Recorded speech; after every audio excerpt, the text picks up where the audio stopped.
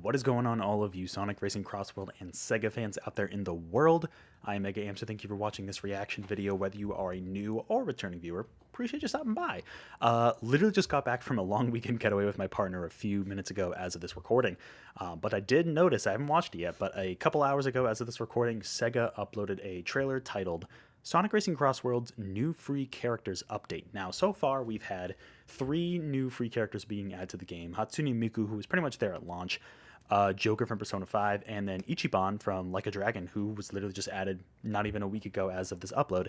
And we know, based on a timeline that SEGA showed for the next about year or so after the launch of Sonic Racing CrossWorlds, along with the additional paid content for the Season Pass there's a bunch of free characters coming to this game. And seemingly so far, the pattern has been that they are related to SEGA somehow.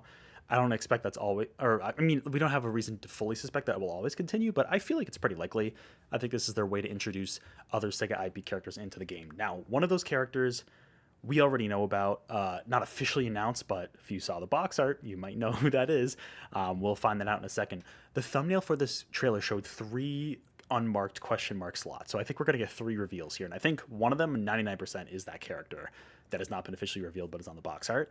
My other 2 predictions, I think, would be Beat from Jet Set Radio. Feels like a good time to kind of remind everybody that that exists. And even though originally in my video I wrote him off, people in the comments convinced me that Joe Musashi from Shinobi, I think, could be definitely included in this. They just recently released the SEGA crossover DLC for Shinobi Art of Vengeance, and to continue the longevity of that game, might be a good time to throw Joe Musashi in there. So those are my 3 predictions there. We're going to get started with this trailer, just a minute and a half long, in 3, 2, 1, go. Alrighty, what we got?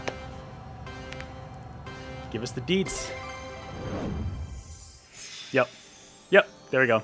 Called it. There's Knights. Knights was on the box art, which was wild to me that Knights was on the box art.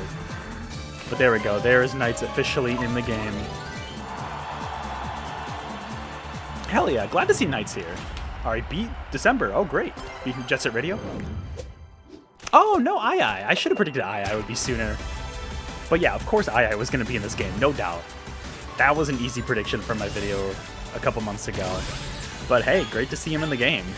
I should have predicted I. Maybe they'll wait on Beat then. Maybe it'll be Joe Musashi. Let's see. Nice, in January. Wow, they're doing this great, the spacing. What? Comic Zone? No. Oh, Tangle and Whisper? Bro, I didn't even think about them. That's crazy. That's awesome. Wait, so are they both in the game? I didn't even think about them being a potential. That's awesome. They're in an official, not really mainline Sonic game, right? I guess it's a spin-off with the racing, but that's awesome. Let's go. I did not even think about Tangle and Whisper. That is a fun surprise. All right, I guess we'll leave it here. But yeah, Knights was on the box art. That one we knew about ahead of time if you bought the physical version or you saw the leaks. Which is, honestly, Knights is probably the coolest one out of all these picks because Knights hasn't been relevant for SEGA in forever. So that's honestly great to see. And then I was a no-brainer at some point. You know, he was going to show up, and here it is. I mean, it's a good timing for him. Monkey Ball is still relevant. They're making new games along with the remake. Monkey Ball, as a series, is in a better spot than it's ever been since the original games. And then, yeah, Tangle and Whisper. That's awesome. I did not even consider them for this game. That's great. That's cool to see that they're adding even more Sonic characters. So I think that means that potentially in the future, like, other Sonic characters that aren't in the game yet are on the table. This isn't just SEGA crossover stuff specifically, but that's really, really cool. Definitely happy with the selection. And yeah, so we got December, January, and February all lined up in that. In that case, that makes me think that, because I think Pac-Man is the next.